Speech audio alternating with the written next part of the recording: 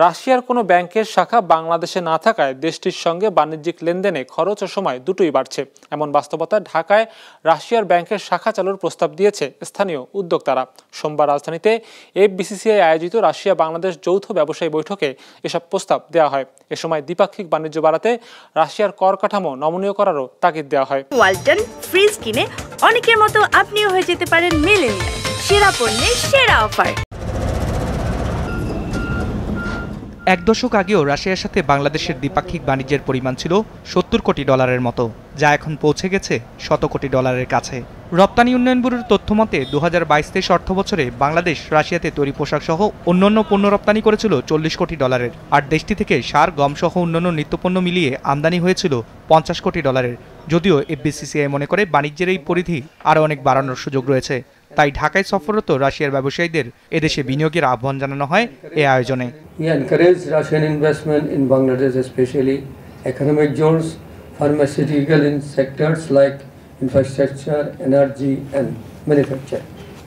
Regular trade mission, business delegation and virtual conference can foster direct interaction between Bangladesh and Russian business.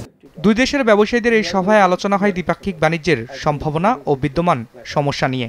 বলা হয় বাংলাদেশে রাশিয়ার bank না থাকায় ব্যবসা করতে গিয়ে বেগ পেতে হচ্ছে। একই সাথে রাশিয়ার কাস্টমস কর্তৃক আরোপিত বাড়তি শুল্কায়নের সমস্যার কথাও তুলে ধরেন ব্যবসায়ীরা। I request His Excellency, you open a bank in Bangladesh so that we can import from your country directly. Now we are imported your country, especially wheat, especially lentils and chickpeas, lot of things. But we are importing from third country. The cost is increasing.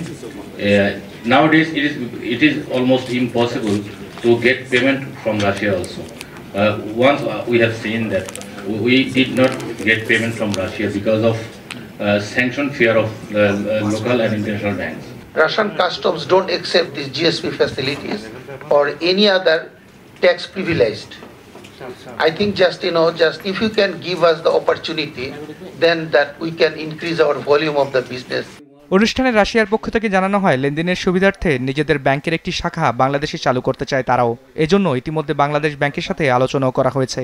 যদিও নিয়ন্ত্রক সংস্থাটি থেকে ইতিবাচক সাড়া পাওয়া যায়নি এখনো। শাখা চালু ছাড়াও দেশের বেশ কয়েকটি খাতে বিনিয়োগ করার আগ্রহ প্রকাশ করেছে রাশিয়ার প্রতিনিধি দল। We are exploring the possibility of that. We are in direct contact with authorities here in Bangladesh Republic, Central Bank and Ministry of Finance. So this is something we're looking on, but it's a process. There is a much scope for expanding the economic partnership between our two countries and for diversifying the trade relations into new areas: banking, chemical industry and mechanical engineering. Encourage a dialogue between Russian and Bangladesh companies. There is a strong requirement to link Bangladesh companies with relevant exporters and importers in Russia through B2B meetings. হিসেব বলছে বাংলাদেশে রাশিয়ার সঙ্গে যে লেনদেন করতে হয় তার ৮০% হয় সিঙ্গাপুর আর হংকংয়ের ব্যাংকের মাধ্যমে। রাহেন শোভন, বিজনেস রিপোর্ট, মাছরাঙা টেলিভিশন।